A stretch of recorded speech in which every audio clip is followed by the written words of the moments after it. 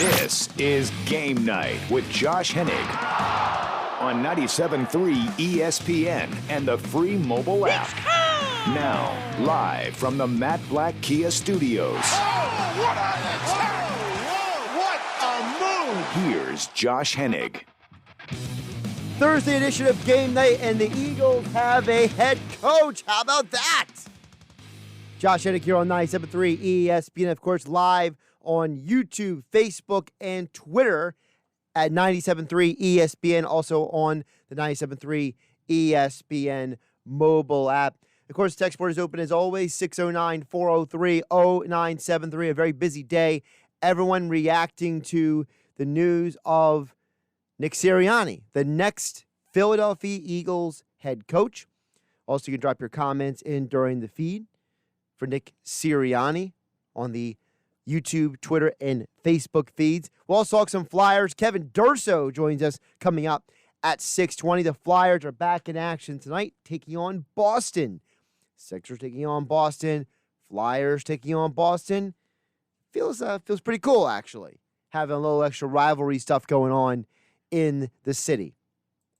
But we got to start with the Eagles because, yeah, the Flyers played tonight, but the Eagles, they have a new head coach, and his name is Nick Sirianni.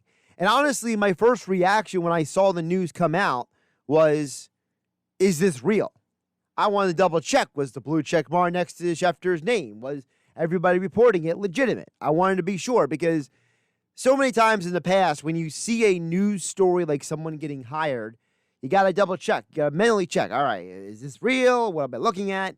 But then as I started processing the information, and as time is going on, the more I realized this was the move that made sense all along. It wasn't Josh McDaniels, because Josh McDaniels is a guy with too much baggage. It wasn't Todd Bowles, because guess what? Jeffrey Lurie loves the offensive coaches. He always has been about offense, right? You look at the other coaches they interviewed. Guys like Jared Mayo. Might be the future head coach of the Patriots, right? You look at a guy, for example, like Dennis Allen. Maybe another team will give him a shot next year when things are a little bit different. You look at Robert Saleh. He's now with the Jets. Arthur Smith. He's with the Falcons. Duce Staley would have been an interesting choice, but Duce, I think people have put too much value on Duce because they are familiar with him and they lack the familiarity with a guy like Sirianni. And Nick Sirianni is a guy who has a lot of NFL experience. This is a guy who's been coaching the NFL since 2009. He's not a guy who just happened to come around.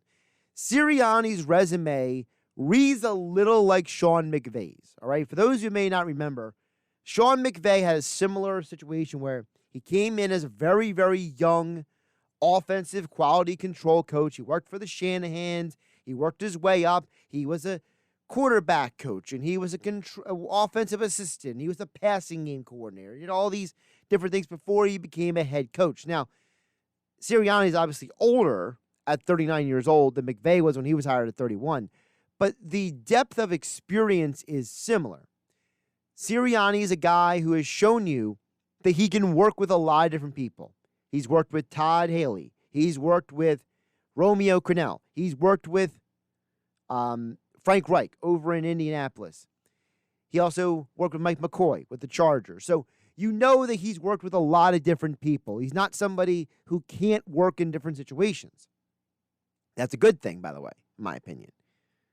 He was hired by Todd Haley to be the offensive quality control coach, worked with the receivers coach under Romeo Crennel before he left for the Chargers in 2013, where he worked with Frank Reich and others on Mike McCoy's staff with the Chargers. Now, remember with the Chargers, he was a wide receivers coach, he was a quarterbacks coach, he was a lot of different things, and then he became the offensive coordinator for Frank Reich in Indianapolis. So this guy has worked his way up the ladder. This isn't some brand new, fresh face that nobody's ever heard of.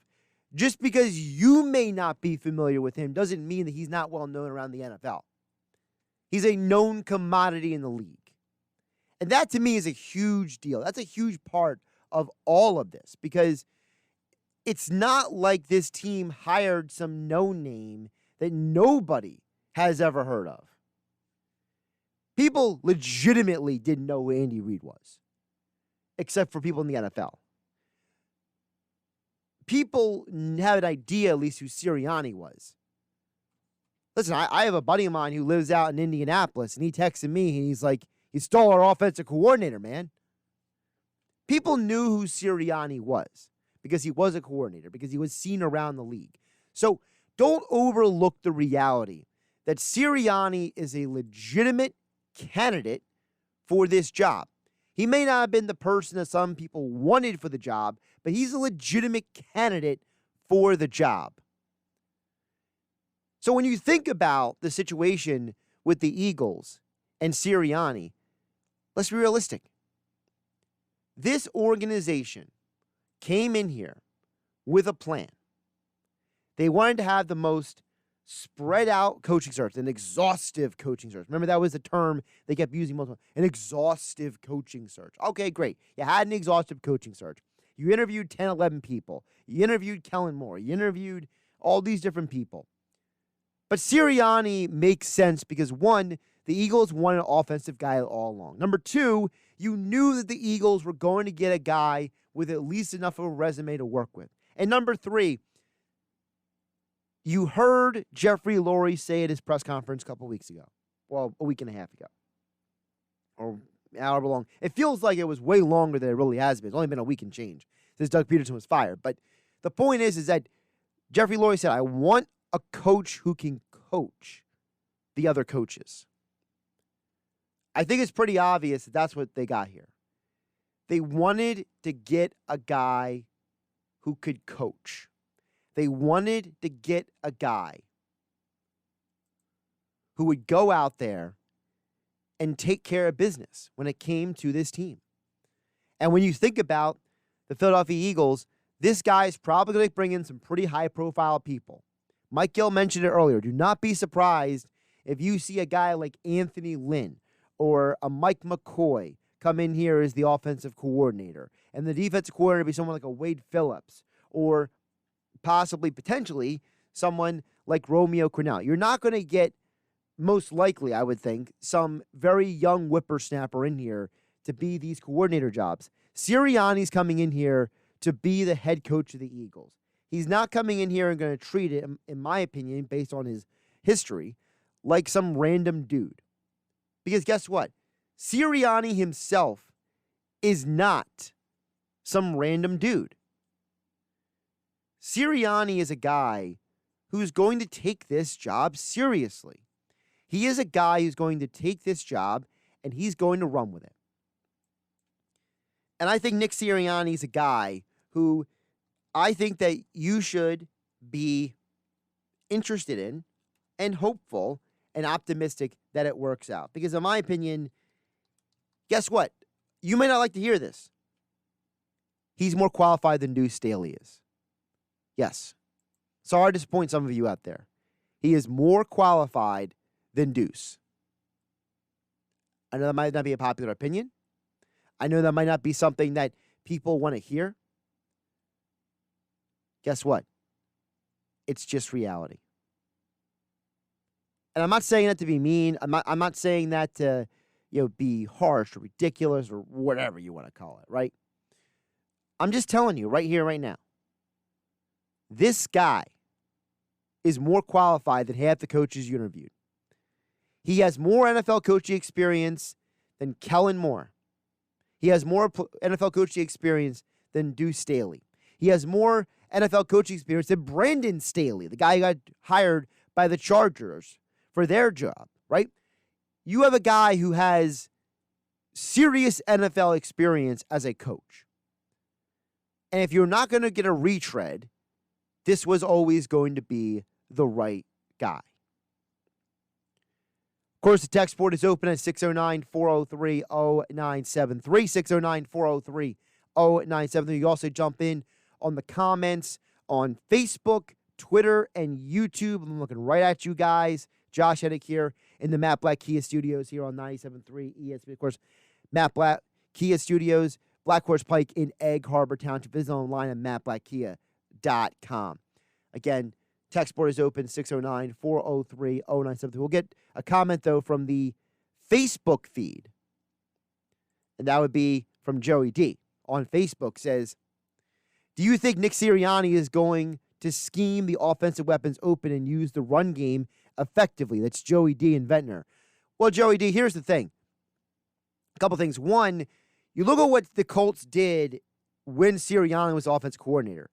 First of all, they were top 10 in the NFL in points scored with Andrew Luck and Phillip Rivers. Two different quarterbacks, two different styles of playing the game. So if you got to think about it that way, you got to think about that you have a coach who knows, with Frank Reich, how to amplify the quarterbacks. That's number one. Number two, don't overlook the fact that they made household names out of nobodies. Nobody knew who half those receivers were for the Colts. Nobody knew who Nyheim Hines was before he got out there and became a dual threat running back as a runner and as a receiver. If you can make Nyheim Hines a dual threat out of the backfield, what are you going to do with Miles Sanders, who's already had an excellent season his rookie year? Look at the situation when it comes to the receivers. You found ways to get no-name receivers open. And I think Jalen Reagor and Greg Ward have legitimate NFL talent. And I think that they can do the same thing with those guys. So to me, it's less about the scheming than it is about the ability to coach up the players. Because Sirianni has the experience with coaching receivers, coaching quarterbacks, you know that this guy is going to come in there and find a way to get the job done. And that's why I like him. Now, I'm not going to say that I'm 100% sold and on board with him, but I think he's going to do it. You heard Mike Gill quote the stat earlier. Colts are top 10 in the NFL in rush attempts this past year. So you know Sirianni comes from an offense that's not afraid to run the football. Jonathan Taylor had an amazing year this year. Think about what Jonathan Taylor did this year. By the way, South Jersey's own Jonathan Taylor. Jonathan Taylor had an amazing season, and it was in that Colts offense. As a rookie, he had almost 1,200 rushing yards and 11 touchdowns.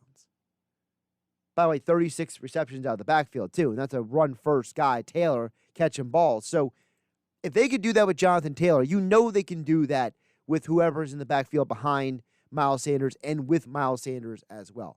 So great question by Joey D. in Ventnor.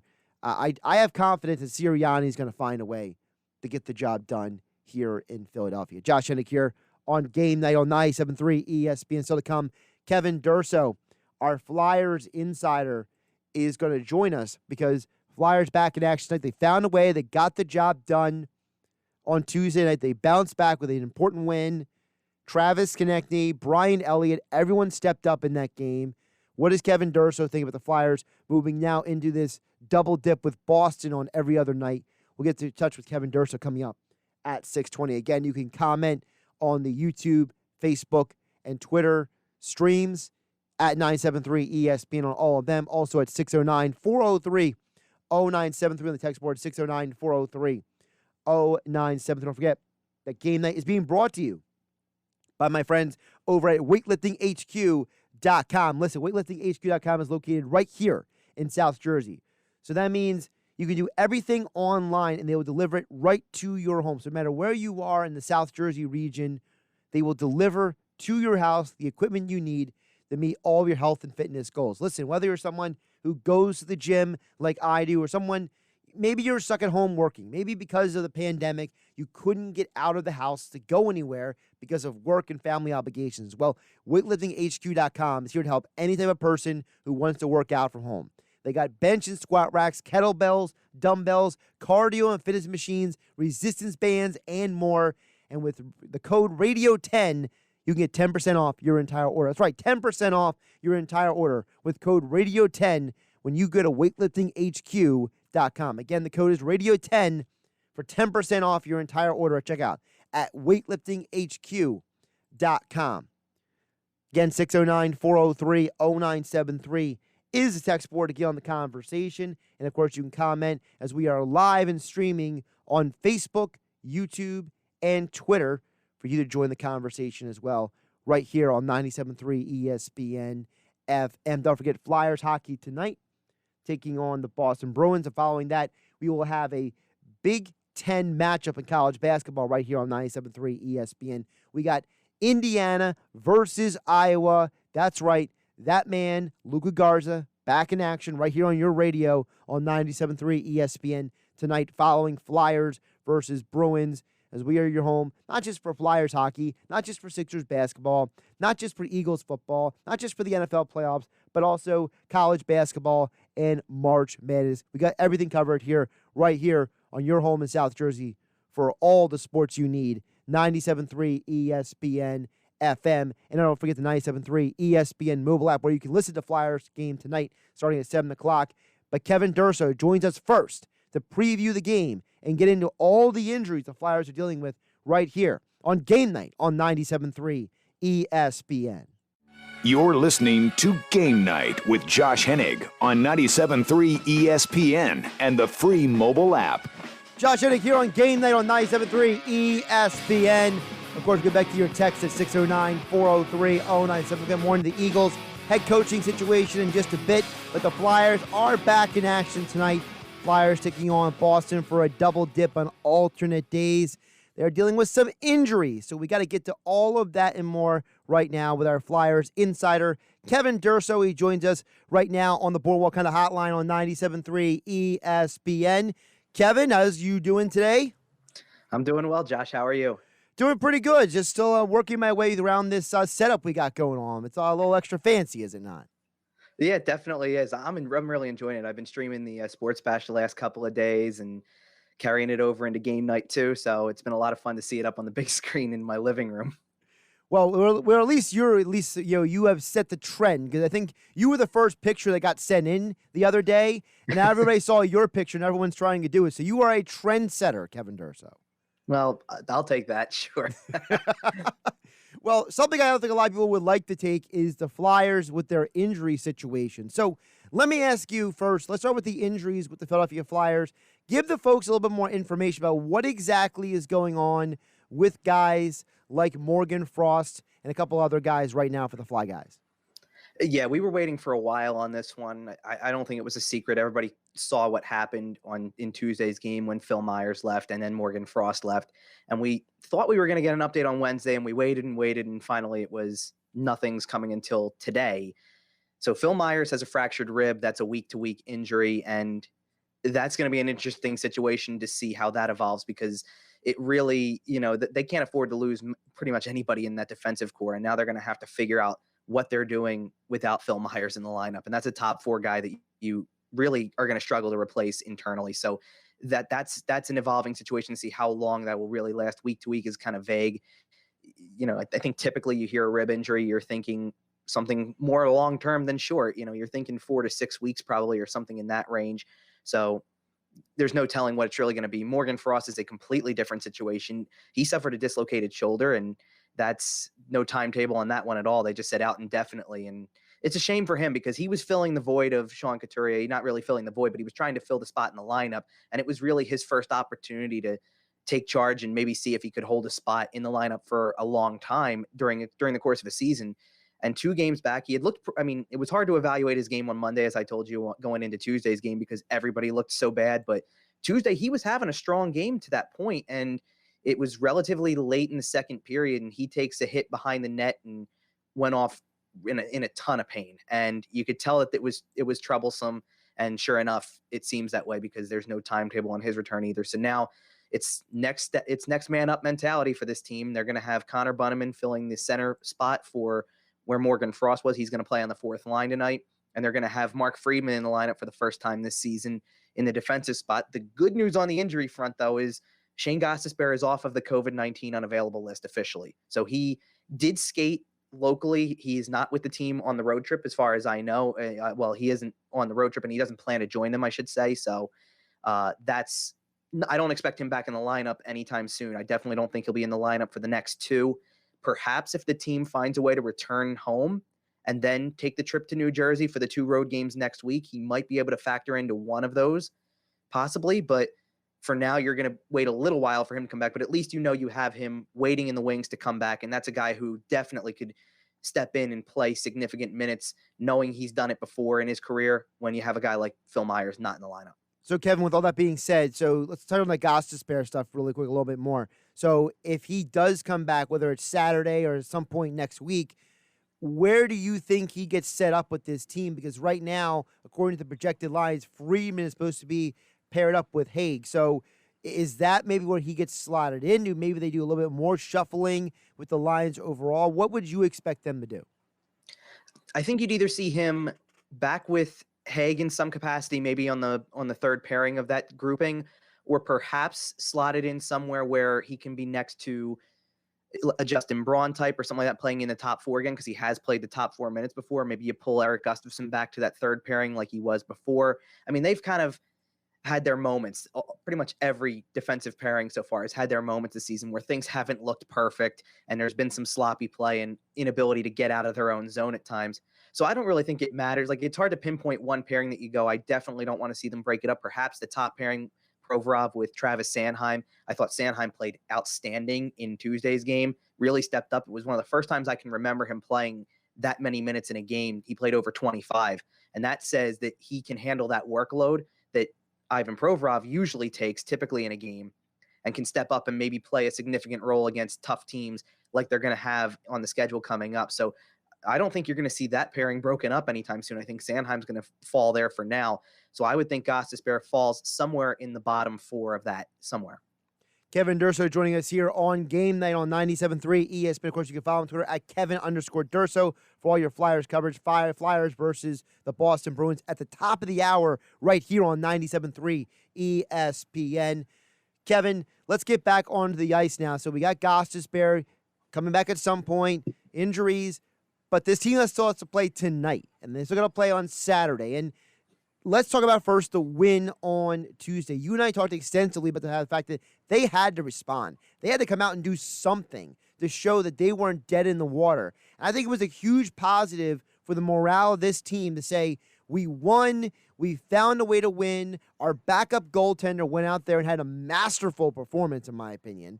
You know, everything seemed to line up to say, listen, if you had any doubts, this Flyers team is not to be doubted anymore. Yeah, I think so. And, you know, I think one of the things about that game is that there were opportunities pretty early on for this one to slip away, too. I mean, they took 2 penalties in the first 2 minutes of the game, 2-3 minutes of the game.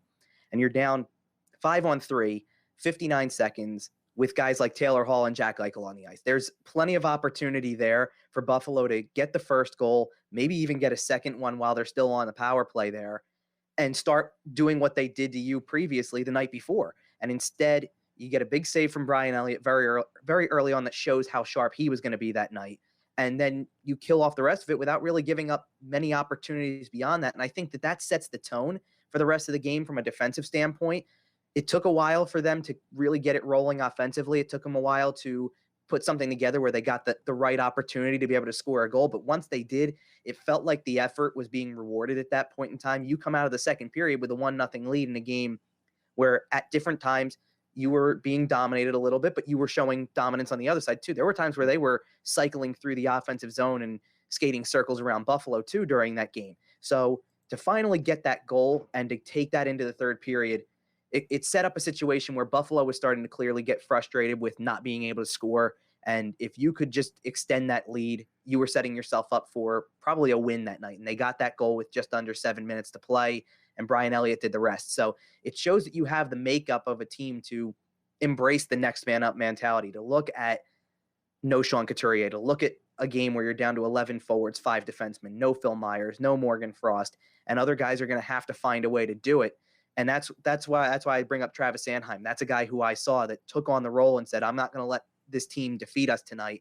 I'm going to step up and play the best game I can to take care of a lot of the opportunities, to make the smart defensive plays, to make sure we come away with the 2 points that matter.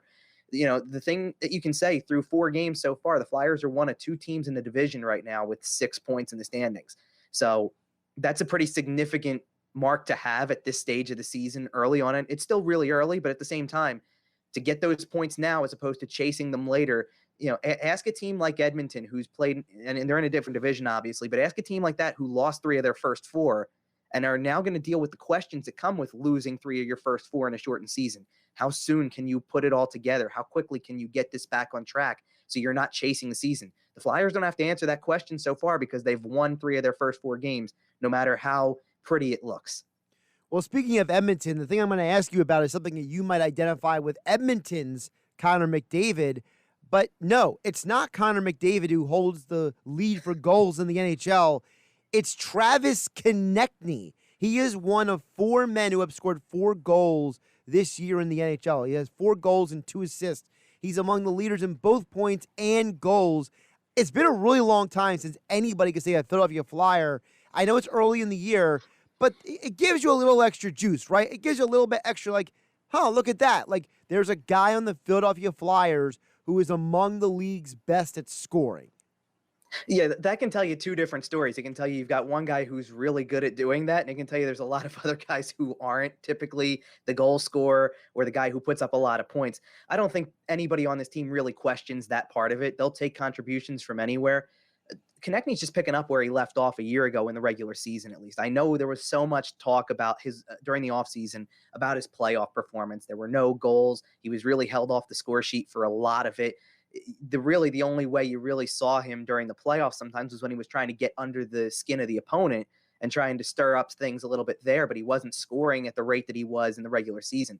He's right back on track for that now. He's got 4 goals in the first 4 games of this season, and realistically, it's happened over the course of 2 because that game on Monday night was really no contest from the midway point of the game on, and he gets that all-important first goal in Tuesday's game, picking up where he left off from the hat trick from the Friday before. So he's picking right back up where he left off. 3 straight years he scored 24 goals in a regular season.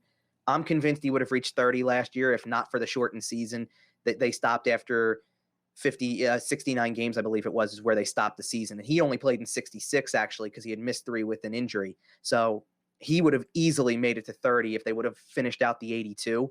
And that really, I think, is a benchmark for him moving forward. I don't know about this year because of 56 games, but I do think that down the road, when they're back to playing 82-game seasons, he's a 30-goal scorer in this league because he's proven it already with the 24 goals constantly. I mean, he had 24 from pretty much the beginning of his career, and now he continues to step up and supply that year after year. So I don't think that he's anything short of a 30-goal scorer in this league, and that's something that's good for the Flyers to have because it's an element of the game that is hard to find. I think you need to develop it more than you do just go out, and a lot of teams have to go out and find it through free agency. They have to make that pickup when they're ready for it. When you can develop a guy who has some natural ability to put the puck in the net, and I think we'll see it also from, maybe it'll take a little time since they've had so much time off, but having guys like Oscar Lindblom, who was on a 30-goal pace before he was out of the lineup, who knows what to expect with Nolan Patrick as a scorer potentially. I mean, I don't know if he might be more of the playmaker type. And the cool part is all 3 of those guys I just mentioned, as far as I know, will be playing on the same line tonight like they were in Tuesday's game. And all 3 of them had a big role in Konechny's goal to open the scoring in that night. So to have all 3 of them at such a young age, enjoying playing with each other, reading each other really well, setting themselves up for opportunities, that's a big thing for the Flyers to have, a collective line that has that kind of potential. Kevin Durso joining us here on the Boardwalk on the Hotline here on GameNight on 97.3 ESPN. You can follow Kevin on Twitter at Kevin_Durso. Flyers versus Bruins tonight, starting at 7 o'clock. Tim Saunders, Steve Coates on the call right here on 97.3 ESPN. Now, Kevin, you mentioned about development. I want to touch on that a little bit because I know that when you look around the NHL, most of the teams that have high-level scorers, they're also usually high-level picks, right? Connor McDavid, for example, Austin Matthews. But talk about development, because I know that was a big deal when Ron Hextall first came here, right? Was about rebuilding the farm system. They traded away a lot of guys that led to that drought of playoff appearances, right? One of the reasons why they couldn't make the playoffs because they had nobody left in the system to work with. So talk about what the development of the Flyers has been to get a guy like Konechny, to get a guy like Lindblom, because outside of Nolan Patrick, it's not like they're sitting there drafting in the top 10 every year.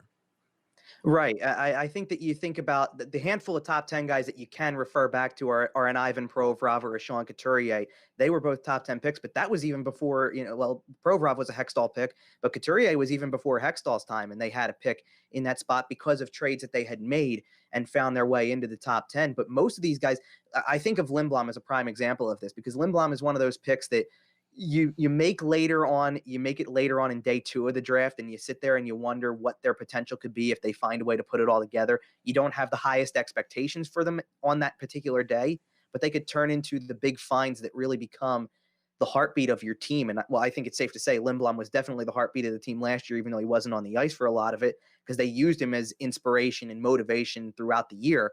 But he's also got the talent, and I think he developed properly by playing at such a high level in his home country. When he played in Sweden at the professional level there and is playing against men at such a young age, he's getting almost a crash course in playing against bigger, stronger players, which is what the NHL is going to bring you. So when he finally did come over to North America to play in the AHL for a little while and then make the jump to the NHL, it was probably more of a natural transition for him. But the only thing that you could say that's a big difference from playing internationally to playing in North America is the rink size. So you have a little bit less space to work with, and you're still dealing with these bigger, stronger players as they mature. But he embraced that pretty quickly and continued to turn heads. He had that success at that level. And then when he came up to the NHL too, I mean, it was a little bit of a slow go at the very beginning of his career, but that sometimes is the role you get when you're first called up.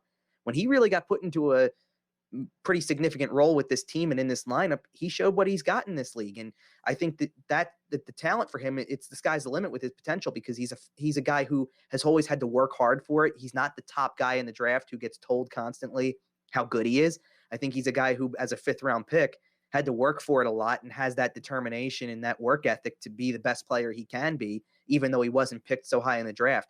And the Flyers have a lot of other guys too who they picked in those middle rounds sometimes. I mean, even Carter Hart was a 2nd round pick, because goalies so infrequently go in the 1st round. They really have to be so highly touted compared to somebody on an elite level. There was a goalie taken in the 1st round of this year's draft who was drawing comparisons to Andrei Vasilevsky, and that's a name that stands out when you're talking about a prospect. If you're saying he's going to have some of the same skills and some of the same potential that a guy like that does. I think about him. I think about Nick Aube-Kubel, who was a 2nd round pick, who fits a role and fills the role nicely. I mean, he doesn't have to be the highest scorer on the team to fill the role that they need him to fill. And he's a good guy to get in the 2nd round when you're past the point of talking about generational talents or significant talents at the top of the draft, and you're trying to just fill out your lineup with guys who you can develop. And the development of these players goes down to constantly, year after year, making sure they focus on the right things. Maybe sometimes all they need to focus on is just adding some weight, getting bigger and stronger to be in a position to play in the league. Or sometimes it's work on a specific skill, whether it's skating or controlling the puck, or maybe for a defenseman, it's playing without the puck and getting yourself in good positioning in the defensive zone. Whatever it is, working on it constantly helps get you to that level. And I think a lot of these players have bought in with the developmental coaching that this team has had. The developmental coaching from guys like Scott Gordon, who's the coach of the Phantoms, all the way down to the coaches that are running these development camps and usually running some form of training camp practices that involve these younger players. They've all been around for several years at this point. And I think what they do is pretty well known at this point, that they help mold these kids into something that can be part of an NHL lineup. Now, speaking of the Flyers back on the ice course tonight, they take on the Bruins. Folks, here at 7 o'clock right here on 97.3 ESPN. Catch Kevin's full breakdown of the pregame for it over at 97.3 ESPN.com.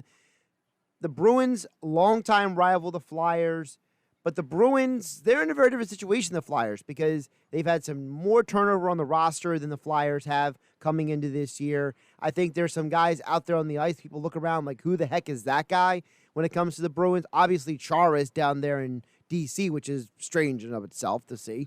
So what can the Flyers expect to see from a Bruins team that, outside of Tuukka Rask and guys like Brad Marchand, there are some new names on this team? Yeah, there is. And I mean, you still look at that top line, and they're missing one key piece of that top line. David Pastrnak still recovering from an offseason injury, so he's not part of the lineup. So they're dealing with a big absence at the top of their lineup, just like the Flyers are without Sean Couturier. But they do still have Patrice Bergeron and Brad Marchand at the top of that lineup. And they're taking a guy who they picked in the 1st round, right around the mid-1st round, if we're talking development stuff too, a guy who I think they expect to take a bigger step this year, and that's Jake DeBrusk, who's on the right wing of that top line tonight. He's been on the team for several years, but I think they've been waiting for that big breakout season from him. He's had some significant moments, no question about it, but I think now is the time he needs to take a bigger step.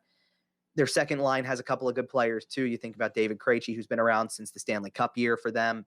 So that's a guy who's a fixture as well. But defensively, I think it's where you see look at them and you see some names and you go, who is that? I don't know that name, things like that. Not only did they lose Zdeno Chara to Washington in free agency because they opted to not re-sign him, they basically made an announcement about that right as Chara made the decision to sign with DC, or to sign in DC with Washington. But they also lost Torrey Krug, who is another big part of their defensive core, and that's another void they're trying to fill right now. I mean, they do have Charlie McAvoy, who was a first-round pick of this team too, but I think he's pretty much the leader of that defensive core at this point. And he's still early in his career. He was coming up to the NHL around the same time as guys like Ivan Provorov, Zach Werenski. These were all guys taken in pretty much the same draft year, and he's now expected to be the leader, kind of like Provorov is, but he's expected to be the leader, and he doesn't have Zdeno Chara, and he doesn't have Torrey Krug to kind of lean on this time. He's got younger players who are just kind of starting to get regular play in the NHL at this point. And they've got some good pieces there, and I definitely think they can lean on goaltending. They have, outside of, like I've mentioned with the Flyers tandem, I think they've got one of the best tandems in the East Division between Tuukka Rask and Yaroslav Halak. And both of them have been excellent to start the season. That's been the good thing for Boston so far. I think the struggling area right now is they can't score goals. And I don't know if that's a product of Pasternak not being in the lineup or just getting off to a slow start like teams were expected to do without a preseason and with maybe so much change to the lineup. They've played 3 games. They only have 3 goals. And aside from getting, I guess you would call credit for an additional goal in a shootout win, that's all they've got. They won a game 3-2 in a shootout. They lost a game 2-1 in overtime, and they were shut out by the Islanders on Monday, 1-0. And the Islanders scored that goal with just under 5 minutes left in the game. So it tells you what kind of style they've played so far. They've played in a lot of close, low-scoring games. I wouldn't be surprised if we see something similar, but it'll be interesting to see if the Flyers, what they can do possibly is expose some of those defensive liabilities potentially, because it's a young defensive core, and it's a defensive core that may not be so experienced playing at the NHL level or playing with each other. Maybe you can find a spot where you can get to some open space, and maybe you can find a way to get into an area where you can beat Tuukka Rask, because that's really the guy who I think is going to make the biggest impact on this game if Boston's going to stay in it as long as they are. It's going to be whether they get that production from some of their top forwards, which certainly could be the case when you think about the guys that the Flyers are missing, both up front and at the back end too. No Phil Myers, no Sean Couturier. That's a void that the Flyers have to fill. But the Bruins are trying to fill some voids too, and whoever I think can expose those more is the team's going to come out on top. He is Kevin Durso, our Flyers insider. Check out all of his coverage over at 973ESPN.com. He has the full Bruins Flyers preview right now up on the website and the 973 ESPN mobile app, where you can listen to the Flyers game at 7 o'clock, as well as here on 973 ESPN FM. At Kevin_Durso on Twitter. And as all guests, he appeared on the Boardwalk Honda Hotline. Kevin, good to see you. Glad to have you in a virtual setting here, jumping on the show. And I'm sure that the Flyers will not be out of our talk anytime soon, considering the season is just heating up. Absolutely. Great to be on in a virtual setting this time around, and we'll definitely talk again soon, Josh. Absolutely. Kevin Durso joins us here. Kevin's also very nice to always answer my texts as well. He's very nice like that.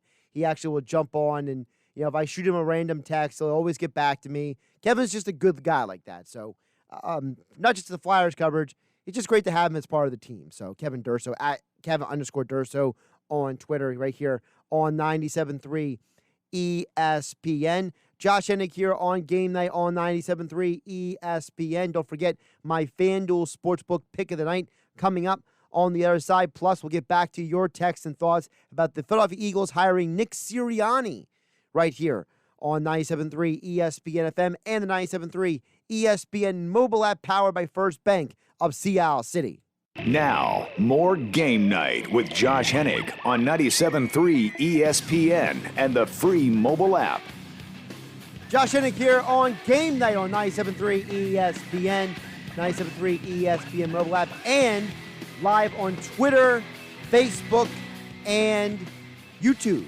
Just follow 973 ESPN on all those platforms, and you can see me wearing a Flyers black and orange shirt. It's actually not a Flyers shirt, but it just looked like it was a good shirt to wear on Flyers Night talking to Kevin Durso. I just thought I'd kind of fit in a little bit. My wardrobe is very basic, by the way. I wear a lot of black, so it is what it is. So black and orange, I had that. I decided Kevin Durso's coming on. Flyers are playing tonight. Why not? Why not change it up a little bit? But we will get back to the Eagles talk in just a moment at 609-403-0973, 609-403-0973 to get on the conversation right here on 97.3 ESPN. Also, you can get in touch with the show when you follow us on Facebook, YouTube, and Twitter. You can comment on the stream as well. We did have a texter chime in. Texter chimed in early on the Sports Bash, wanting to criticize me for my pronunciation and mispronunciation of Duce Staley's name. Yes, it's Duce Staley, not Duce Stanley. Texter chimed, good job, buddy. He says you said Duce Staley's name right tonight. Well, yes, I did. And that's because when somebody tells me I do something wrong, I admit I did something wrong and I correct it. Because I'm just that kind of guy. I own my mistakes. I can't speak for everybody else in the world, but I own my mistakes. I own up to them, and I try to be better. You know, as was Mike Greenberg say, you know, trying to be better every day or whatever his slogan is. By the way, Greeny, Monday through Friday, 10 a.m. to noon right here on 97.3 ESPN. Anyway, before we get to more thoughts on the Philadelphia Eagles hiring Nick Sirianni, I do remind you about my friends over at FanDuel Sportsbook. Listen up, football fans. I got the perfect way for you to make the playoffs even more exciting this weekend. It's called a same-game parlay, and they're only available on FanDuel Sportsbook. Look, a same-game parlay is pretty awesome. All you got to do is jump on the FanDuel Sportsbook, click on that same-game parlay tab, and you can do any kind of bet you want. You can take the money line, the spread, the over-under, player props. You can combine them all for a same-game parlay, and you can only do it with FanDuel Sportsbook. And right now, if you use my promo code Hennig, that's Hennig, my promo code when you sign up, you can get same-game parlay insurance. That's right, same-game parlay insurance. So when you bet a same-game parlay of 3 legs or more, you get it protected. And if you lose the final leg of your bet, they will give you the bet back. Again, same-game parlay insurance, but you got to use my code Hennig when you sign up. Hennig when you sign up with FanDuel Sportsbook.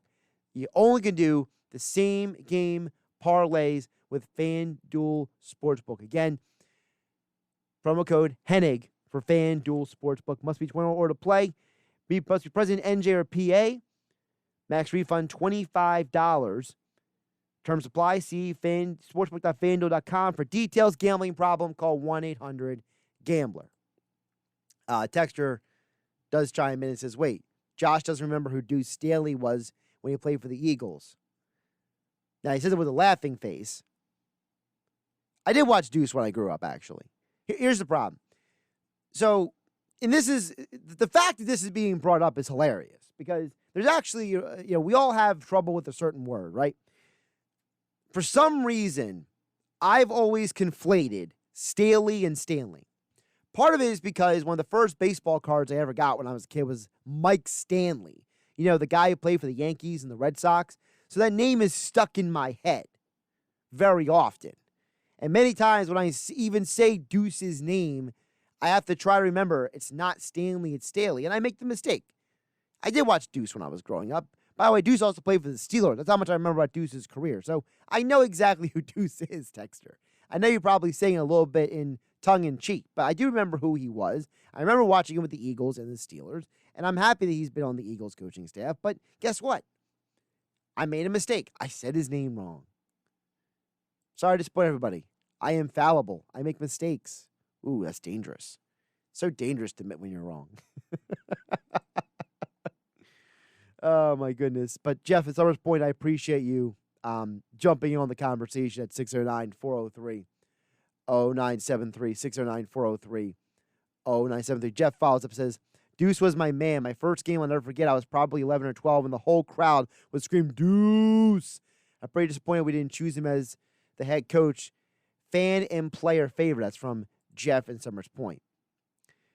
Yeah, and listen, I understand there's a lot of people out there, like you, Jeff, by the way, that are saying, listen, I wish they would have hired Duce. He was an Eagles guy. He was the guy they should have hired, right? But at the same time, you got to remember that Duce is a guy that he is because of the Eagles. The Eagles were the one who gave him the coaching job. The Eagles are the one who gave him the coaching opportunity. No one else was giving that to him. So Don't ever forget that. There's a part of you that says, well, Duce should have an opportunity. Okay, well, doesn't make Sirianni any less qualified for the job. I love the fact that Philadelphia fans are so loyal as they are. But listen, if Sirianni comes in here, has a ton of success as a head coach, and gets you back to another Super Bowl, I don't think anyone's going to be worried about Duce Staley anymore. But that's just me. 609-403-0973 is the text board. I promised you I'd give you my pick for the night. First of all, my DFS pick for the night. On DFS, Kyle Kuzma. Kyle Kuzma has been putting up solid numbers all year. It's a light slate on the NBA schedule tonight. So Kyle Kuzma on DFS is an inexpensive option. He'll get you double-digit points. He'll get you 5 to 8 rebounds. He's going to get you some production. So that's my DFS pick for the night. In terms of my DraftKings Sportsbook pick for the night, I'm looking over at this Pelicans-Jazz game, okay? You were looking at a Pelicans and Jazz teams that they're both in a very interesting situation. The Pelicans have a losing record, but they have a dynamic group of players. The Jazz have a winning record, but they're not doing it in a very aesthetically pleasing way. They're allowing a lot more points in the last couple of games than many people would expect. 105 at Denver and 102 just in the last game versus New Orleans. So here's my pick for the night. I would take the over 220 in this game. I think that if you allow the Pelicans to score 100 points once, you might do it again. You just might do it again. So the over-under right now is set at 217. The Pelicans are healthy. They have no significant injuries out there right now. So that over 217.5 looks pretty appealing right now, at least in my eyes. By the way, I do think the Flyers win tonight as well. So, if you want to throw some shekels on that, you can do that as well. All right, thanks everybody for listening. Thanks Kevin Durso for joining us on the show here on 97.3 ESPN. Thanks everybody for watching on YouTube, Facebook, and Twitter. Mike Gill, Hunter Brewer back tomorrow with the stream, the feed, and right here on 97.3 ESPN tomorrow too. I'll be back at 6 p.m. for game night. Coming up next, Flyers versus Bruins right here on 97.3 ESPN.